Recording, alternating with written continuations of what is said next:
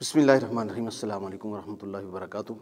آپ دیکھ رہے ہیں چینل اسرم شہزاد ستی۔ سب سے پہلے گزارش ہے کہ آپ میرے چینل کو سبسکرائب کر لیں اور بیل آئیکن کو دبا لیں تاکہ آپ کو ہر آنے والی جو نئی انفارمیشن ہے وہ آپ تک بر وقت پہنچ سکے۔ آج ہم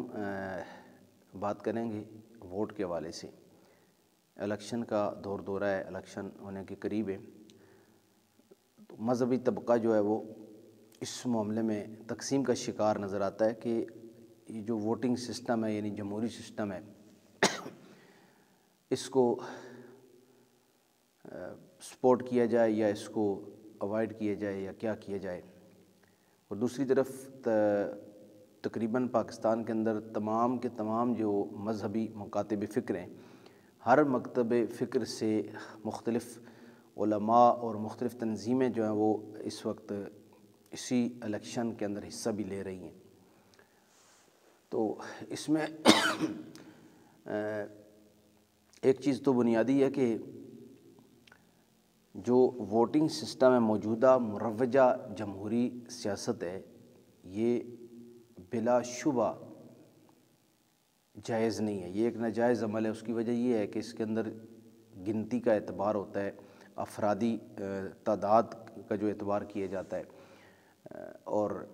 یہ اس چیز کو نہیں دیکھا جاتا کہ بھئی جو شخص جو لوگ منتخب کر رہے ہیں کسی نمائندے کو،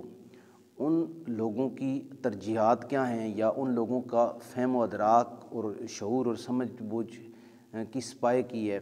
پھر ان سے منتخب ہو کر جو نمائندہ منتخب ہوتا ہے، پھر ان نمائندوں کی ایک اکثریت ہوتی ہے، وہ پھر پارلیمنٹ کے اندر جب سارے اکٹھے ہوتے ہیں تو وہاں پر بھی جا کر کے ایک شخص کے لیے وزارت عظمیٰ کے طور پر انتخاب کیا جاتا ہے، تو اس میں بھی پھر دوبارہ وہی ووٹنگ کا ایک مرحلہ ہوتا ہے۔ تو اس میں بھی منتخب کرنے والے ایک تو منتخب کرنے جس شخص کو منتخب کرنا ہے وزیر اعظم کے منصب پر، یعنی کہ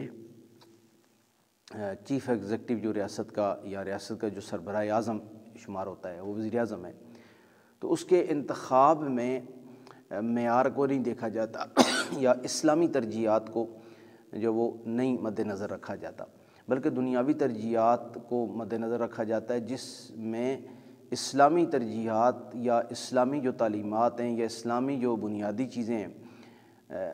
ان کے ساتھ بعض اوقات تصادم بھی آ جاتا ہے، یعنی کہ اس سے جو موجودہ ریاستی ترجیحات ہوتی ہیں وہ اسلام سے ٹکراتی ہوئی بھی ہوتی ہیں، اسلامی تعلیمات اسلام کی جو ڈیمانڈز ہوتی ہیں اس سے ٹکرا بھی رہی ہوتی ہیں، لیکن جو لوگ منتخب ہو کر گئے ہوتے ہیں ان کے لیے صرف اور صرف ایک مجموعی طور پر ایک ریاستی قانون کو فالو کرنا وہ ضروری ہوتا ہے۔ قرآن و حدیث کا جو اور اسلامی جو تعلیمات کا جو معاملہ ہے اس کو یکسر طور پر جو وہ نظر انداز کیا جاتا ہے۔ تو ایسے میں اس حالت میں پھر اگر مثال کے طور پر 342 ٹوٹل ممبرز ہوتے ہیں قومی اسمبلی کے، اس میں سے تقریباً 174 یا 3 تک اگر جو لے لیتا ہے تو وہ حکومت بنا لیتا ہے۔ تو اس کے اندر بہت ساری چیزیں آ جاتی ہیں کہ ایک جو کینڈیڈیٹ جو کسی ایک حلقے سے منتخب ہوتا ہے تو اس کے مد مقابل جو لوگ کھڑے ہوتے ہیں ان کی ووٹیں زیادہ ہوتی ہیں۔ ووٹنگ سسٹم کا ایک ایسا مطلب گھناؤنا معاملہ ہے کہ دیکھیں ایک شخص 1 لاکھ ووٹیں لے کر جیتتا ہے اور اس کے مقابلے میں تقریباً 3 آپ لگا لیں کہ 3 کینڈیڈیٹس جو میجر بڑی جماعتیں ہیں ان میں سے اس کے مقابلے میں جو ہارنے والا ہے وہ 70 لیتا ہے یا 60,000 لیتا ہے، 60,000 لیتا ہے، جو 3rd پوزیشن پہ آنے والا ہے وہ 40,000 لیتا ہے، اور جو چوتھے نمبر پر آنے والا ہے اور ہاری ہوئی جماعتوں میں سے تیسرے نمبر پر جس کا نمبر ہوتا ہے اس کی 8,000 12,000 15,000 کچھ بھی آپ لگا لیں تو 130 40 1,30,000 40,000 تک ان کی ووٹیں بنتی ہیں، جبکہ جیتنے والے کی 1 لاکھ ہے۔ اس کا مطلب یہ ہے کہ وہ جو شخص جیت کر گیا ہے وہ اپنے حلقے کی نمائندگی کرنے کا بنیادی اخلاقی مینڈیٹ نہیں رکھتا۔ کیوں؟ کہ اس کو 1,40,000 لوگوں نے مسترد کیا ہے اور 1 لاکھ لوگوں نے اس کو منتخب کیا ہے، تو اس کو مسترد کرنے والوں کی تعداد جو وہ زیادہ ہے اور منتخب کرنے والوں کی تعداد جو کم ہے۔ تو اس طرح کے بہت سارے اس جمہوری نظام کے اندر تضادات اگرچہ موجود ہیں، لیکن دوسری طرف جب دیکھا جاتا ہے کہ بھئی خود ہی مذہبی طبقے جتنے بھی مکاتب فکر ہیں، جتنے بھی مسلک و فرقے پاکستان میں آباد ہیں، سب کی تنظیمیں جو الیکشن کے اندر حصہ لیتی ہیں، علماء بعض اوقات آزاد حیثیت سے بھی آتے ہیں، بعض اوقات باقاعدہ اپنی ایک تنظیم اور ایک تحریک اور ایک جماعت کے طور پر پارٹی رجسٹرڈ کروا کے تو وہ الیکشن میں حصہ لیتے ہیں اور بعض اوقات منتخب بھی ہوتے ہیں۔ تو اگر یہ ایک ناجائز عمل ہے اور ایک غلط عمل ہے تو پھر اس میں اہل مذہب جو ہے، مذہبی طبقہ ہے، وہ خود اس میں شامل کیوں ہوا ہے؟ تو اس کے لیے جو معمولی سی وضاحت جو میری سمجھ میں آ سکتی ہے وہ میں یہ عرض کروں گا کہ دیکھیں، جس وقت آپ شیطان کو کا راستہ روکتے ہیں نا، تو آپ کو شیطان کی وارداتوں کو پکڑنے کے لیے اس کے پیچھے چلنا پڑتا ہے کہ یہ کیا کرتا ہے، یا اس کے آگے کھڑا ہونا پڑتا ہے، یا تو شیطان کے آگے کھڑا ہونا پڑتا ہے اس کا راستہ روکنے کے لیے، یا پھر اس کے پیچھے چل کے تو اس کی وارداتوں کو پکڑ کر ان وارداتوں کی گچی جو مروڑ کر تو اس کو ختم کرنا پڑتا ہے۔ تو اس واسطے جو ہے وہ، کیونکہ پاکستان کے اندر جو موجودہ سیاسی نظام بنا ہوا ہے، اس نظام کے اندر انقلاب کی جو راہ ہے فی الوقت تک وہ ہموار ہوتی نظر نہیں آتی، اور اس کے پیچھے بھی جو ہاتھ ہے وہ ہماری آپسی تقسیم کا ہاتھ ہے کہ جو مذہبی طبقہ ہے وہ تقسیم ہے، شدید ترین تقسیم کا شکار ہے آپس میں، جس کی وجہ سے وہ الگ الگ پلیٹ فارم سے مذہبی طبقات بھی تقریباً 10 سے 12 مذہبی جماعتیں جو الگ الگ پلیٹ فارم اور الگ الگ نشان سے وہ الیکشن میں جاتی ہیں، لیکن چلے کم از کم اس باطل نظام کے ساتھ الیکشن لڑنے سے کم از کم اگر آپ یوں سمجھ لیں کہ اگر 100% جو ووٹ کاسٹ ہوتی ہے اس کا اگر 10% یا 15% جو ووٹ ہے وہ مذہبی طبقہ ضائع ہی کروا دیتا ہے، تو یہ بھی باطل نظام کے خلاف ایک اپنا حصہ شامل سمجھا جا سکتا ہے۔ لیکن اس سے بھی جو ضروری چیز ہے، یہ اگرچہ اس اعتبار سے جا کر یہ جائز ہے، بہت ساری چیزیں جن سے ہم آٹومیٹیکلی ایک ایسے نظام کے تحت آ کر ہم پھنسے ہوئے ہیں۔ سود کا نظام ہے، ہر شخص لقمہ سود کھا رہا ہے، کیوں؟ جانے انجانے میں اور رضا سے اور بغیر رضامندی سے زبردستی ایک نظام میں ایسا وہ فکس ہو گیا ہے کہ جو سود کی سرکولیشن سے ارن ہونے والا پیسہ ہے جو وہ ہمارے پاس آتا ہے تنخواہوں کی صورت میں، پینشن کی صورت میں، دیہڑی کی صورت میں، مزدوری کی صورت میں،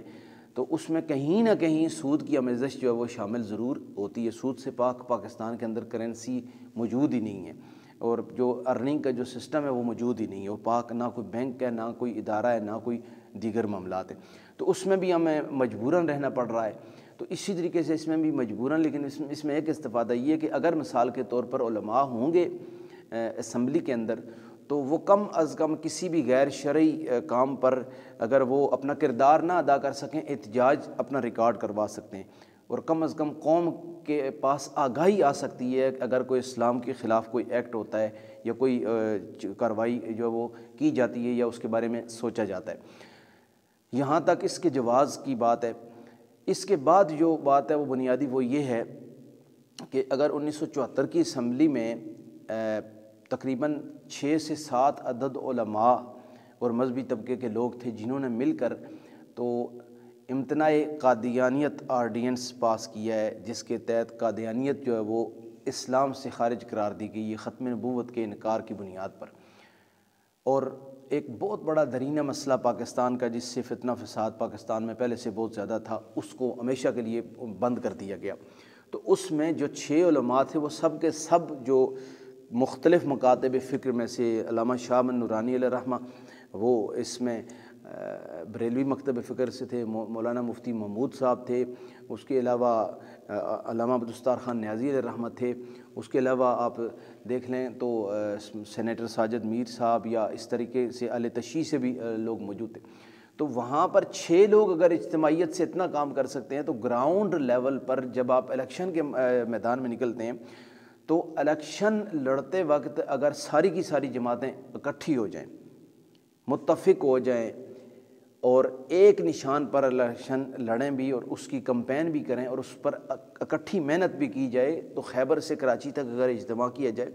تو زیادہ نہیں تو 50 سے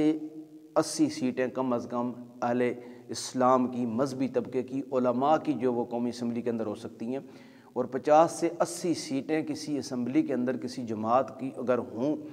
تو اس کا کردار کتنا اہم ہوتا ہے اور وہ کیا کچھ کر سکتے ہیں، اور ہوں بھی وہ علماء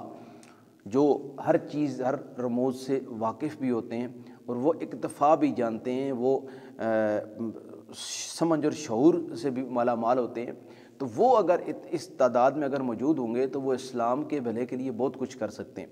اور پاکستان کے جو مجموعی طور پر معاشی نظام ہے یا معاشرتی نظام ہے، اس کے اندر جو قباحتیں قرآن و حدیث سے متصادم موجود ہیں، ان کے آگے بند باندھنے کے لیے یوں سمجھ لیں کہ یہ پورے بر صغیر کی حکومت کے برابر طاقت ہے 50 سے 80 سیٹوں کی، لیکن اس میں کوئی بھی ایسی جماعت کا اتحاد بیچ میں شامل نہ ہو جو لبرل اور فاشسٹ جو نظام ہے پوری دنیا کا معیشت کا اس کی حامی ہو، جو سود کی حامی ہو،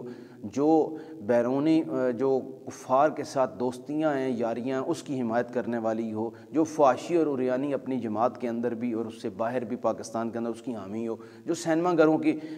کھولنے کی باتیں کر رہے ہوں، جو گرودوارے اور مندر بنانے کی باتیں کر رہے ہوں، اور جو کوئی بھی شرعی جو قباحتوں سے مالا مال جتنی بھی دیگر مکمل الف سے لے کر یہ تک جتنی بھی لبرل فاشسٹ جماعتیں ان کے ساتھ 0.001% بھی ان کے ساتھ کسی طرح کا الحاق نہ ہو، بلکہ بالکل خالصتاً صرف اور صرف مردوں کی جماعت ہو اور مرد اس کے اندر حکمرانی کر رہے ہوں، تو اس صورت میں جا کر پاکستان کے اندر یہی جمہوری نظام میں رہتے ہوئے ہی مسلمان خلافت کے نظام کی طرف اپنا قدم بڑھا سکتے۔ لیکن بات وہیں پہ ہے کہ میں مسلمان ہوں تو مسلمان نہیں ہے، میں مسلمان ہوں، میں بالکل سچا سچا عاشق رسول ہوں اور تو گستاخ رسول ہے۔ دوسرا کہتا ہے میں سچا سچا موحد ہوں، توحید پرست ہوں، تو مشرک ہے۔ تو اس بنیاد پر جب ہم